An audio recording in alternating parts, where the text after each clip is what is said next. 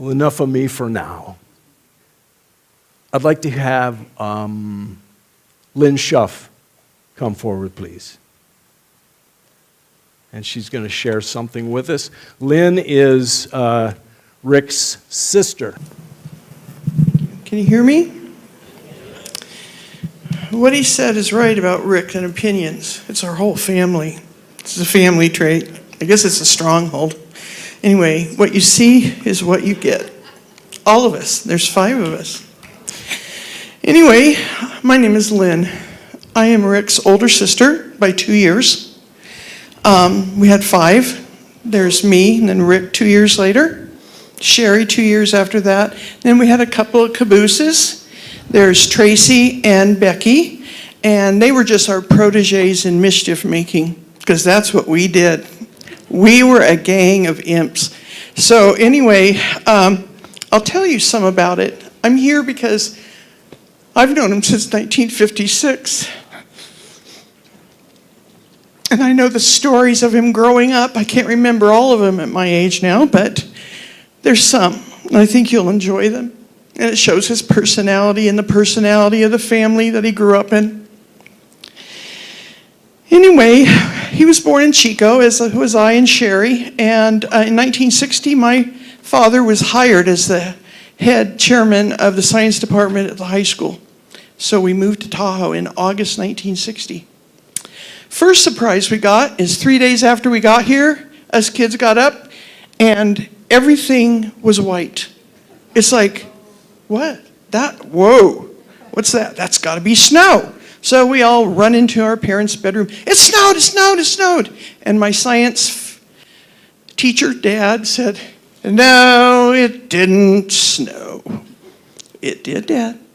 So when he got up, he was convinced, finally, 3 or 4 inches. I have looked to see if I could verify it in the records of weather. Nope, they've hidden it. They probably would have started global warming way back then or something.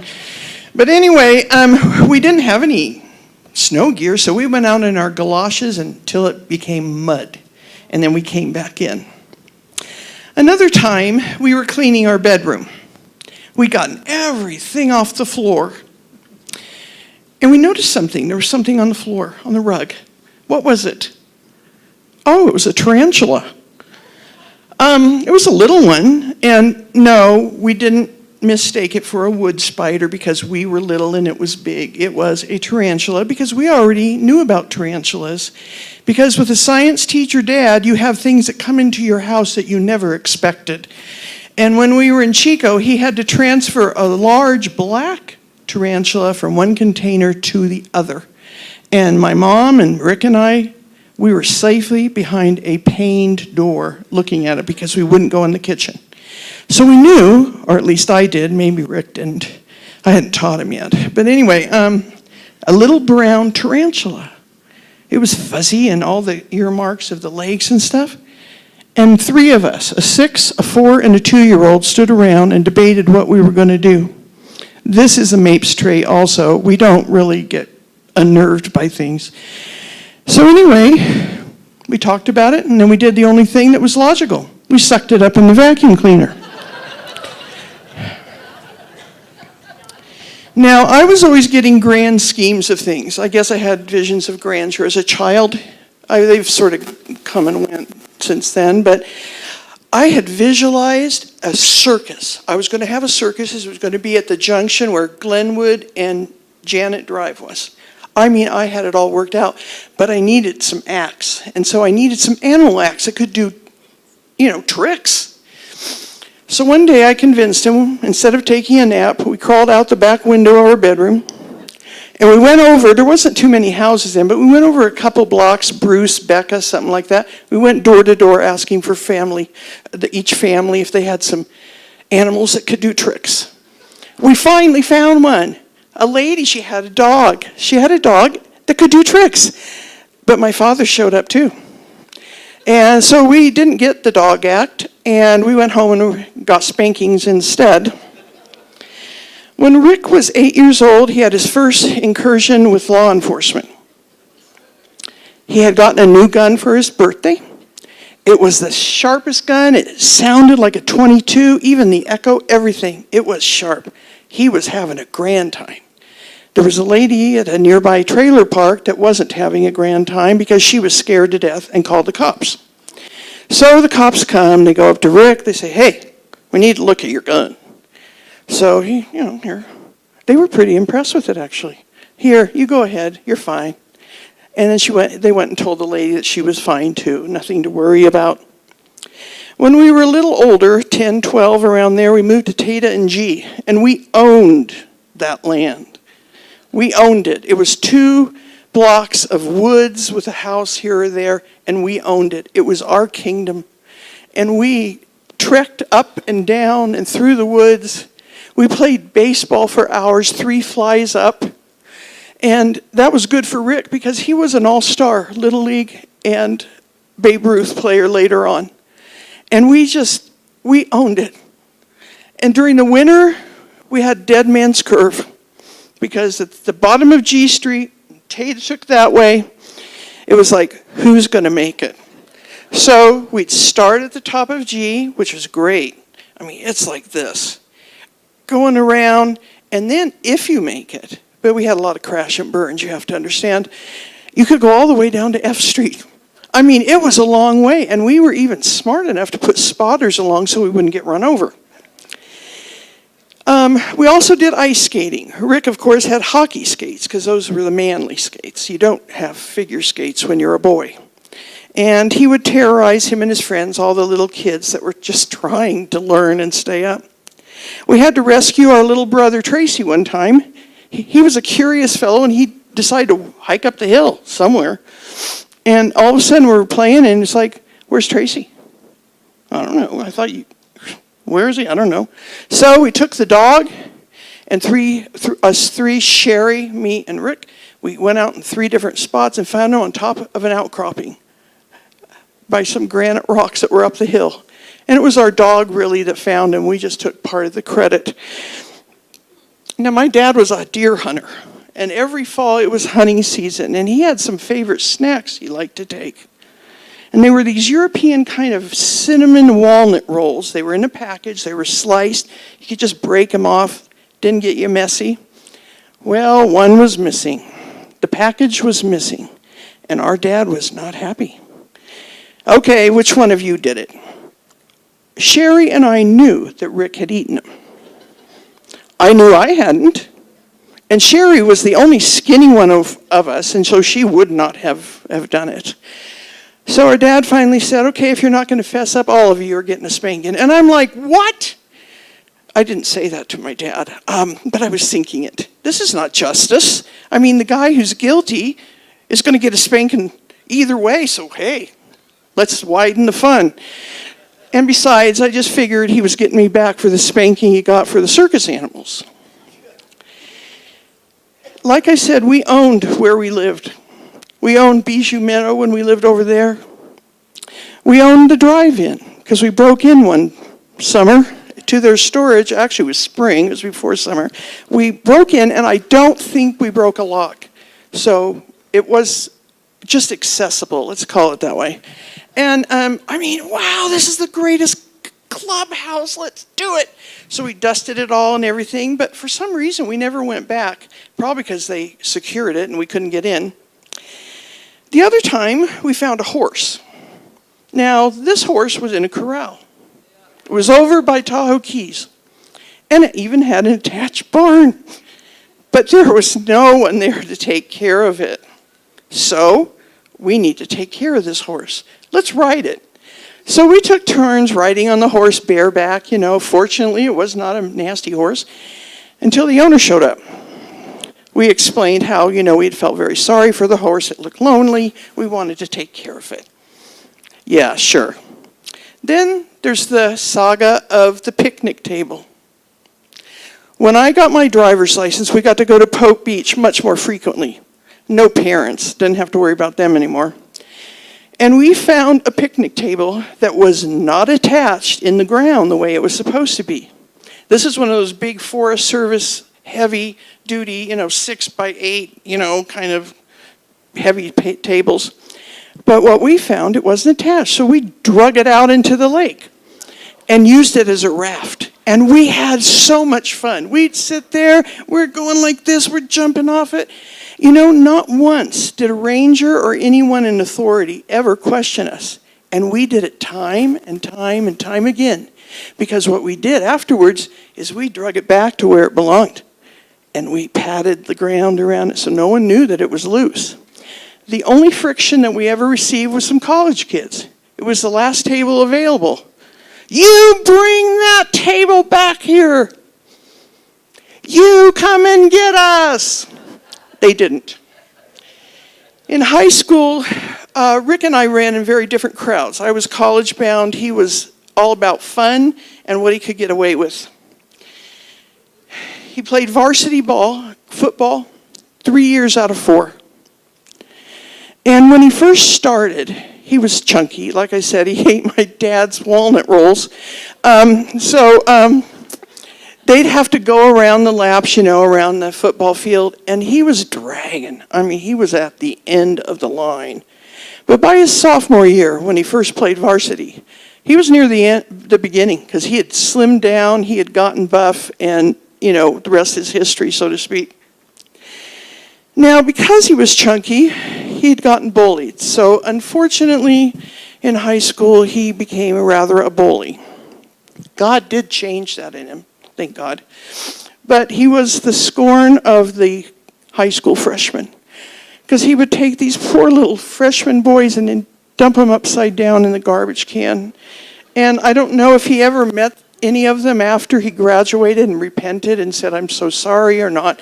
But in heaven, there may be some of them who'll take him up on it. The one thing that did intersect our lives in high school was his 68 red Ford Falcon. It was fast. It had an 8-track player, and you put that baby in the 8-track, and it's smoke on the water, and you are ready to go. I mean, I did it too. So anyway, he was now not encouraged. He was pursued by local law enforcement on a regular basis. It was either South Tahoe Police Department or it was the Sheriff's Department, but they were after him. Unfortunately, when Rick still had hair, he looked like me and my mom, because our hair was short and it was brown. So both my mom and I got pulled over. And I'll tell you, it is priceless to see a cop's face when you turn to him and he realizes you're not Rick Mapes. And he has to think of a reason of why he even stopped you. But that was priceless. That was good. That was good. My dad taught Rick everything he needed to know about the outdoors. He taught him to build. He taught him to fix things. It was an education that really Rick made a profession. But the two things that were ground into all of us when we were growing up, one is you need to be able to improvise. And Rick could improvise. In fact, all of us. It's amazing the things I've done, and my husband has said, that's impossible. It's like you're dealing with a Mapes. It is not. The other thing is think for yourself. These are lost arts today. You have got to be able to think for yourself, not follow the crowd. It takes a lot of guts to do that. Rick did not suffer fools gladly. He didn't tolerate whining. He wasn't sentimental. He loved to laugh and have fun, and he had a sarcastic wit to no end, and that was honed at the dinner table with 5 kids, bouncing it off each other, attacking, regrouping, offensive, defensive, whatever. We all have it, and it can get wild sometimes if we're all together. And he, on occasion now, even now, practiced mischief, mostly with a snowmobile. And at times, frankly, he could be quite irritating. Many of you may have found that.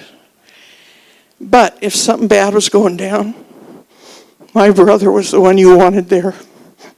He was like my dad.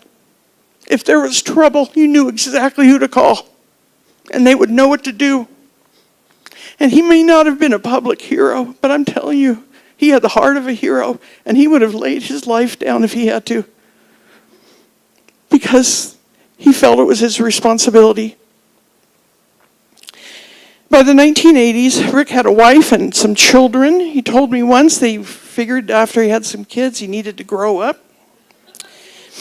He had accepted the Lord. I don't know what precipitated him accepting the Lord, but I want to tell you a story that comes full circle to this day.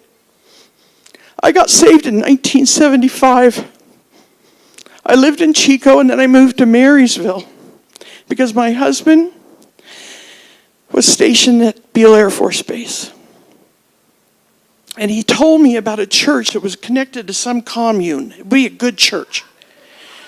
And I said, okay, I'll look for it, because he was overseas. So anyway, I walk into Marysville Community Church, which is the church that was the normal church, where everyone came from the commune on the weekends on Sunday. I mean, you couldn't invite a lot of neighborhood people to a commune, so they had established this church, which was great. Lo and behold, I walk in, and here are some kids from my high school.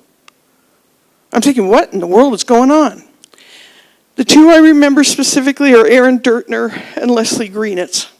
They had different names back then. But they had gotten saved in this church in 1974, and they told me, we are praying for your brother. So God was after Rick before even I knew it. So anyway, but see, Rick's destiny. Rick had a destiny to be a part of the fabric of this church. God knew that he was going to fall the trees on the lot and help build the church and have the entrance scripture there. We didn't know it. I mean, for him getting saved, it was like, you got to be kidding. So when he got saved, it changed him. He was a different man. And I have known both Rick, the non-Christian, and Rick, the Christian. And I'm telling you, Rick with Christ was the far better man. And I think there are probably people in this room today, and you are smack dab in the middle of somebody's prayers, and you may not even know it. God is at work when we don't even realize it. But there's a reason. They're praying for you because you matter to them. But see, it's more important, you matter to God. God wants you in the fold because he has a lot of gifts to give you. Rick found out that serving Christ was not a have to, it was a get to. And he pursued it just like that. Didn't make him a perfect man, but he became a teachable man. Tomorrow is promised to no one.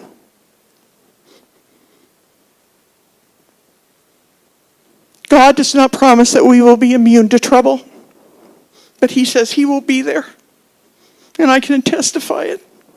He has been there. He has never failed me, though sometimes I really wanted to question him about it. And when I saw Rick the last time, I couldn't believe it. He was a shadow of the man that I knew. But, he's still standing, still going on.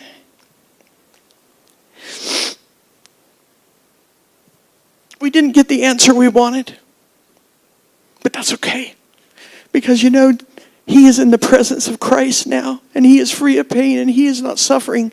And he is enjoying the joy of the Lord. And what I'm about to say doesn't mean that Forest Service employees will not go to heaven. But I can guarantee you that when Rick is on Heaven's Mountain in a snowmobile, there will be no Forest Service personnel pursuing him.